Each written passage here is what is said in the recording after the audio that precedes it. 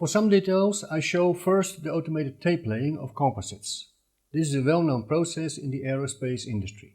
Narrow bands of unidirectional prepreg materials, tapes, are placed by a robot in any direction the designer wishes.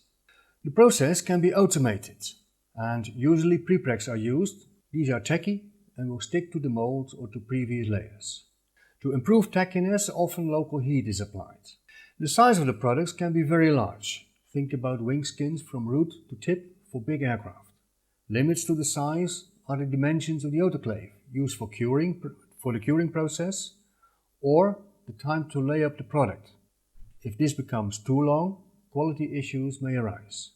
The finished part is vacuum bagged and cured in an autoclave, a pressure vessel at high temperature and pressure. The high temperatures are for speeding up the curing process, the high pressure to compact the layup and to minimize the porosity and the voids. Automated tape laying has several advantages. First, the robot is able to place the fibers more accurately, resulting in quality improvement and better mechanical properties. Also, the differences between identical parts is less, so it offers a high repeatability. On the other hand, automated tape laying has high investment costs. Nevertheless, the process is used more and more for all kinds of high-end products, in particular in the aerospace industry. In the picture you see a tape laying process. Note the beam of light indicating local heating to improve the tackiness of the tape. The second process I show is the vacuum infusion process. This process is simple. Dry fibers are placed on a mold, a rigid and solid die, providing the shape of the part. Then, the fiber stack is covered with a foil, being the second half of the die, and the part is sealed. Now a vacuum pump extracts all the air in the vacuum bag, and the resin is infused in the fibrous materials, and the resin flows driven by the pressure between the inlet and the outlets. Once the whole fiber package is impregnated, the process is stopped and allowed to cure. Parts are sometimes put in an oven to accelerate the curing process. The vacuum in the bag reduces the occurrence of entrapped air, like voids and porosity, and the pressure difference compacts the fibrous materials. The ease of the infusion process depends, among others, on the fiber directions in the product and the viscosity of the resin. Since the pot life of most resins is about 1 to 2 hours, this is the time limit in which the process should be completed. Vacuum infusion can be used for many different parts. In this slide you see two examples. The vacuum infusion process offers the possibility to infuse large components, like wind turbine blades and ship hulls, like the hull of a yacht in the left picture.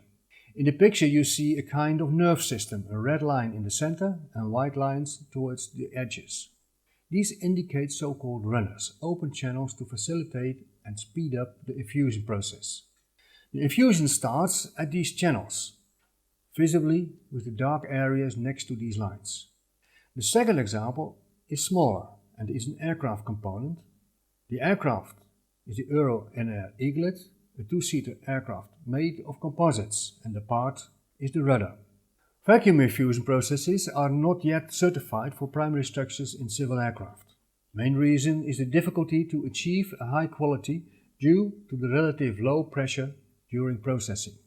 This has its impact on the porosity, compaction and fiber volume content. The third process I will show is press forming of thermoplastic composites. The material to work with are prepregs, fibers embedded with thermoplastic polymer or flat laminates. In the latter case, several prepregs are processed into a flat laminate. Since thermoplastics can be reheated and reshaped over and over again, this process also starts with heating of the laminate or prepreg. Then the material is transferred to a press with matching dies, and the material is press formed into shape. Since the heating and cooling can be done in minutes, the cycle time of this process is rather short, 5 to 10 minutes. During the process, high temperatures and pressures are required. High pressures because the viscosity, even at high temperatures, remains rather high, putty-like. The ability of repetitive heating and cooling also allows thermal welding.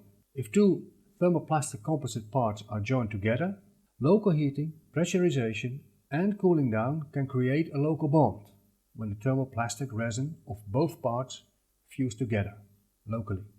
On the pictures on the right you see press-formed thermoplastic composite ribs for a flap. Note that in this case the design is much like a metal design. For press forming of thermoplastic composites, hot presses are needed like the one in the picture. During the process, a significant pressure of more than 10 bar is needed, which doesn't permit to manufacture very large parts like wind turbine blades. Another limit is the sheet thickness. Most polymers are good thermal isolating materials. When the thickness becomes larger, it also becomes more difficult to heat and cool down the composite fast.